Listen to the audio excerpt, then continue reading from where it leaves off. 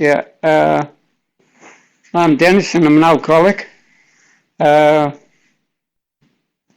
I'm in South Australia, in Adelaide, and I got sober here in Australia. I'm originally from the UK. Uh, my story, alcohol affected me a long time before I ever picked a drink up. My father was I believe to this day, he was a alcoholic. He never got to Alcoholics Anonymous, so we don't know, but uh, he was certainly a really heavy drinker and a violent drunk. He'd, uh, he'd been in the Second World War, so I believe he suffered from stress from the war. He'd been in a few countries in the army, and yeah, so he had a double affliction. But when we were growing up with kids, we seen a lot of violence in the house, domestic violence. And I was only thinking the other day that my father, I can't remember my father ever hitting me, but he just had to lose the plot, and we all scattered like mice, and at weekends it was worse. And I do believe that the kids that are brought up in a alcoholic environment are very similar to war zones. We had ambulances and police and all sorts there every weekend. Well, not every weekend, but on a regular basis. And but the area I was brought up in, like many areas, different. Once I got to about the age of probably 14, I was drinking in the pubs down the bottom end of town, and yeah, my drinking career took off, and it's like many people, I can't really remember getting drunk in the early days, out blackouts or anything. I just, we went out, we didn't have much money, and it was more of a sneaky little cheeky thing to do. But after starting work and getting a little bit more money, I suppose I started to venture out on the weekends and drinking excessively. And I believe I qualified for this show at the age of about 18. I'd got myself in a fair bit of strife by then, but during that period, I was serving my time as a boilermaker, and yeah, just run amok, But by the time I was 21, I was married for the first time and had a baby and responsibilities. And when I think about responsibilities, I was in no position. I was still that 14-year-old kid, and consequently, I behaved like that.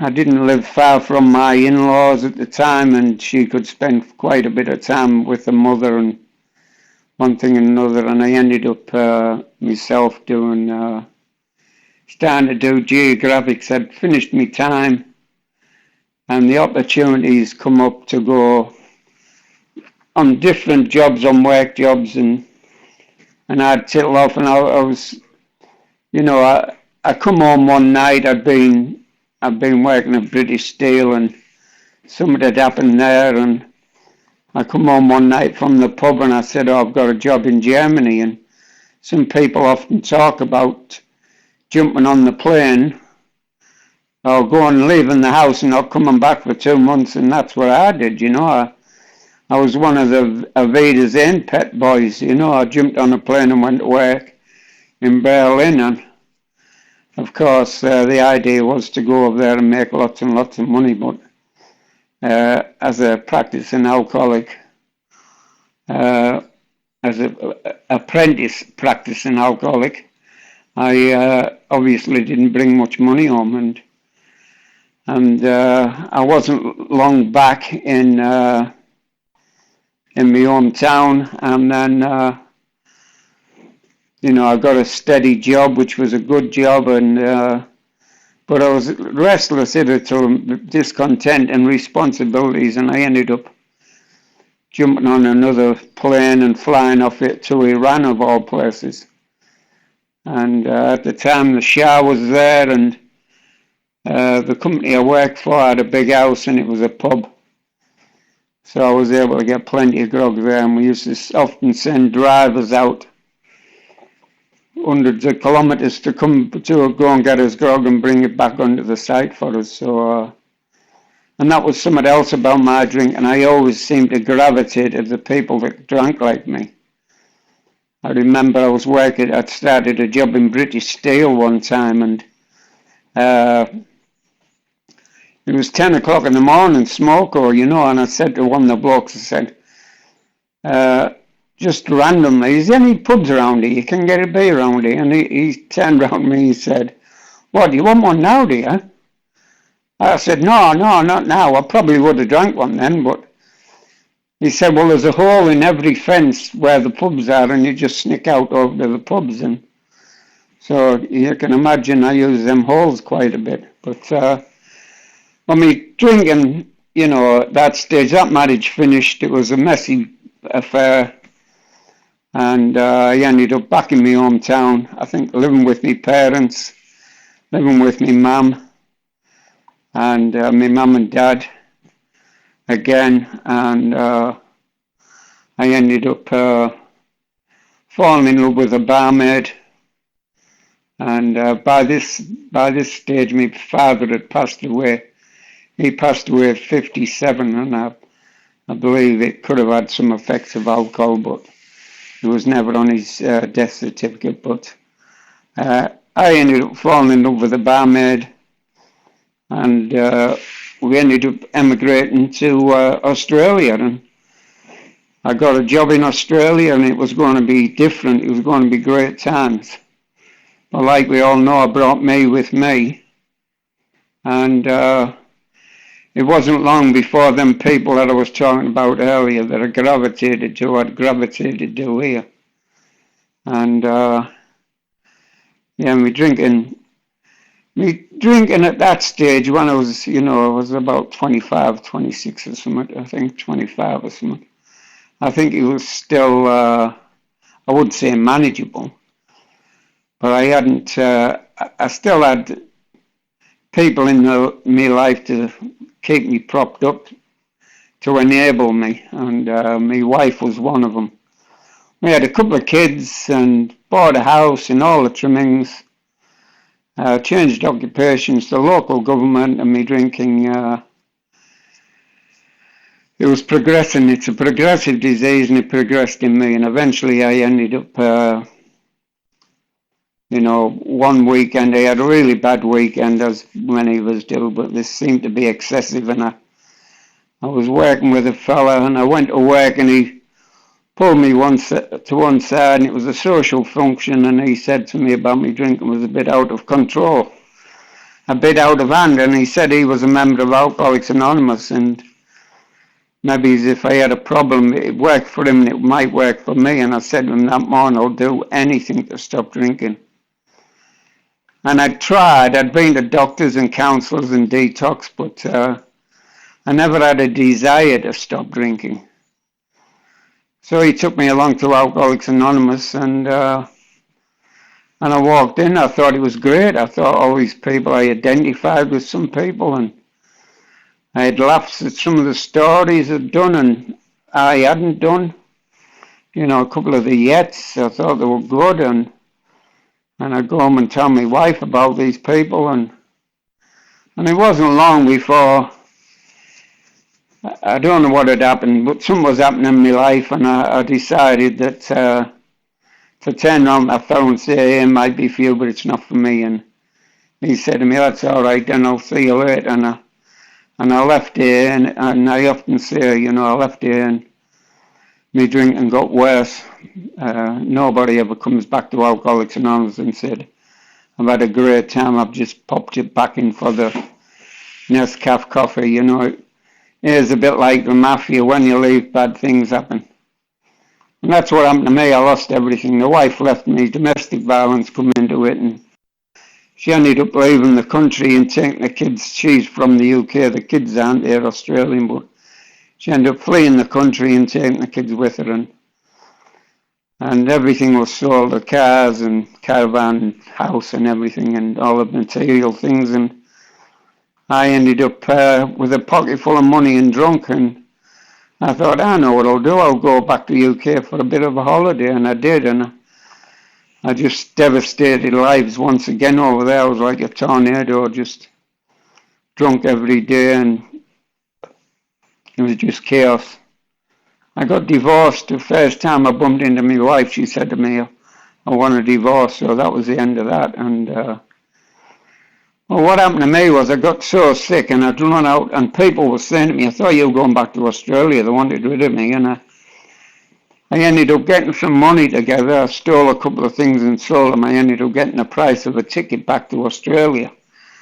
And I don't really know why, because I've got no family at all in Australia. And I ended up jumping on a plane in Teesside Airport.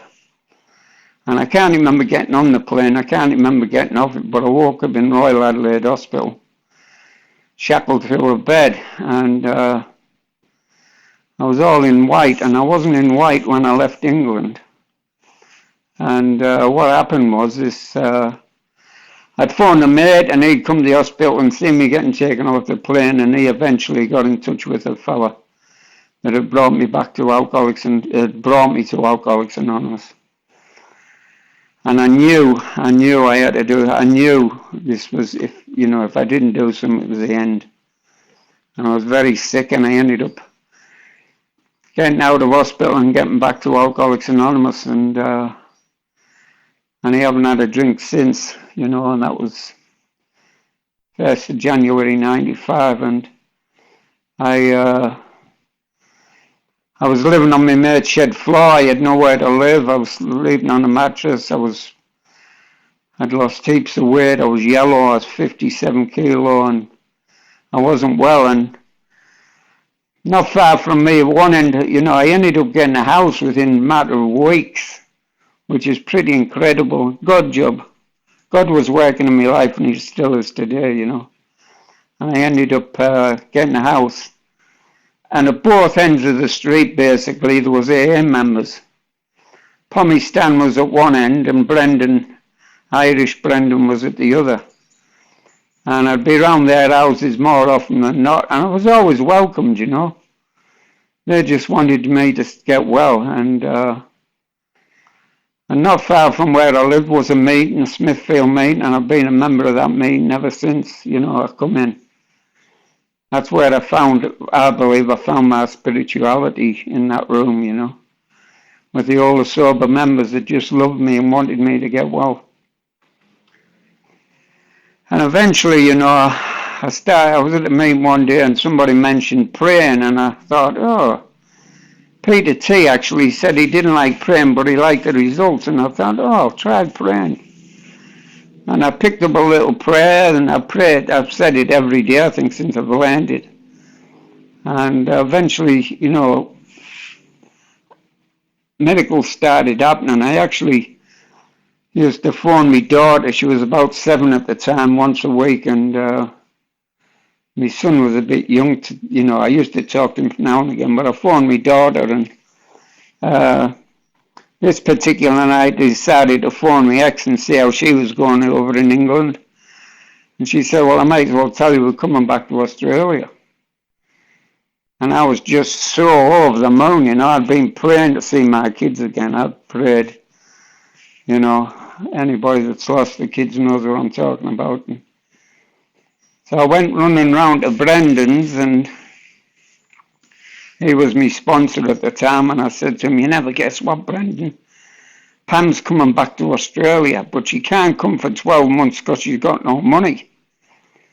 And he said, well, that's good then. He said, because she'll be a lot better then. And I thought, this prick, what's he on about? I'm better now, I had about 4 months sobriety. Anyway, he, things started happening, but for me what happened was I was very sick and I didn't know if I was going to make it, and I'd went and made a will and I'd left everything in the will. I had superannuation and everything, and I decided to draw a lump out of my superannuation and pay for their flights to come back to Australia, and that was one little way of making amends. And you know, and you know, it was a big change in my life. You know, I really, I've got a higher power in my life today, and it's just unshakable. You know, and after that, many things happened. I got different types of jobs and work and everything else, and you know, I started putting the program into my life, the steps into my life, and praying on a regular basis, and I started doing service work. And many things have happened in the years I've been around, and you know, I went back. I got into a relationship in Alcoholics Anonymous after a few years, and I was in that relationship for about 7 years, and we both of us were going back to the UK for a holiday, and the day before we were due to fly out, I got a phone call from my sister to say that my mother had passed away. And I was able to go back and assist in tidying up her affairs, you know, without being a drunken, slobbering mess. And while I was back there, my younger brother, there's 4 of us in the family, 3 boys and a girl, and my younger brother had a bit of a problem with alcohol, and you know, he was in a pretty bad way, and I tried to get him to do a couple of meetings and everything, but it never come out, nothing become of it. But when I did leave the UK, I got a phone call from my sister, and she said to me, "You never guess what?" And she said, "Leslie's going to Alcoholics Anonymous." And I said, "That's fantastic, Maureen." She was over the moon. She thought, maybe if it worked for me, it might work for him. And so I was phoning him every week to see how he was going and that. And then I phoned him one week and he says, I said, "How are you going to the meetings, Les?" He said, "Oh, them meetings." He said, "I can't seem to get much out of them, so I'm not going anymore." And I spoke to him a couple of times after that. And then I got a phone call again off my sister, saying she got a phone call to go down to the hospital. They wanted to turn off the life support machine. He'd been picked up in the street, collapsed, and yeah, she ended up turning the life support machine off my brother, and he died of this disease. So, you know, I don't have to look far to see how lucky I am that I'm sober today. And the gifts I've got in my life today, money can't buy. You know, I've got 4 beautiful grandkids today. You know, many things have happened. My son, you know, he got involved in with a girl when he was 16, and they had 2 beautiful kids. And that was a bit of a shock to the system, but them kids are good, you know, they're beautiful kids today. They've grown up, 16 and 17, and my daughter's had a couple of babies as well, and I was with the 2 little ones today. And things like that, when I think about my sobriety, it's just things that money can't buy. And you know, that relationship I was in finished, and I just realized after it finished that, you know, I was just basically doing the same things in sobriety as what I was in when I was drinking. You know, I was in a relationship for all the wrong reasons, and I've never been in one since. And you know, I finally found out after a long time what Dennis really wants, you know. And for me, I love traveling. I do a fair bit of traveling with members of Alcoholics Anonymous. I've been all around Australia. I've been to Bali 3 times. I've been to conventions overseas, and I was in Ireland a couple of years ago and met up with a fella I'd met here. It's just, people say, about doing meetings. For me, it's not so much doing the meetings, it's meeting friends you haven't met yet, and I've had some wonderful, wonderful experiences. I've been to a couple of islands off Australia and done meetings there. We went up to Thursday Island, which is right at the top of Cape York, and there was one member there, and 6 of us drove all the way up there, and we went over to Thursday Island and had a meeting over there with him, and he was so rapt to see so many people, like 6, So, and today I do a bit of service work. I try to carry the message of Alcoholics Anonymous. I'll never be able to give back to what's been given to me, but today I do a bit of service work. The service I'm doing at the moment is Public Information Officer for the northern suburbs of Adelaide, and we've just got a request from the government detox DASA to maybe take a group into the detox centres and rehab and have a meeting in there, which is pretty exciting. And we're also running a radio show. We call it Sober Talk on the local radio show here, and it's on PBFM 89.7, and you can get it anywhere around the world. My sister listened to it the other week in England, and once a fortnight we have a guest speaker on there that gets to share the story, and we also run 60 ads a month on that radio show, which is quite good, and the radio station just love the fact that we are out there in the community trying to help, especially in this time of, addiction and just hard times, and they just embrace us, they bend over backwards to accommodate what we want, what we want us to do.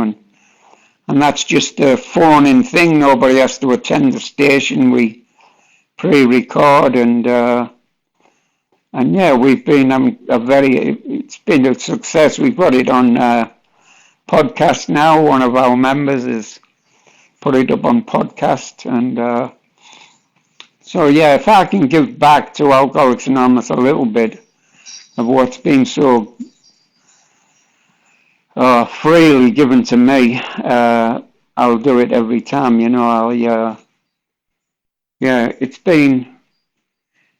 I've been sober longer than I've drank, and, I've had 2 lives. I've had a drunken life and a sober life, and I certainly know which one I prefer, I've just got, it's hard to explain. It's hard to explain, but you probably all know what I'm talking about anyway. It's hard to explain about the people you meet and all the rest of it. I've been, it's like a big family.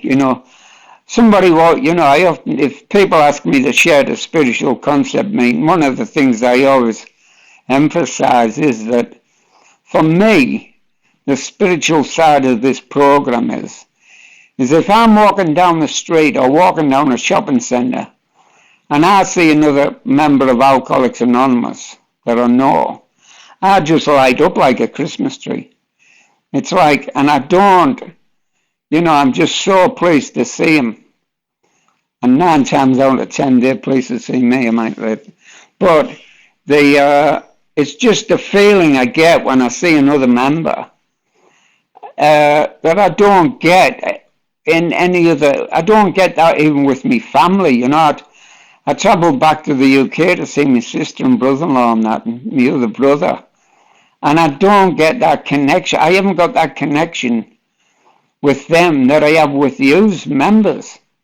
I'm probably talking to people from wherever in the world today, and you just never know when we might cross paths.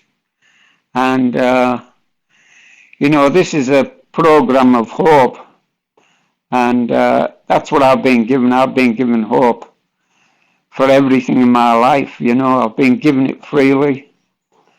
When I come in, some of the older sober members that have passed away now, they've gone but not forgotten, and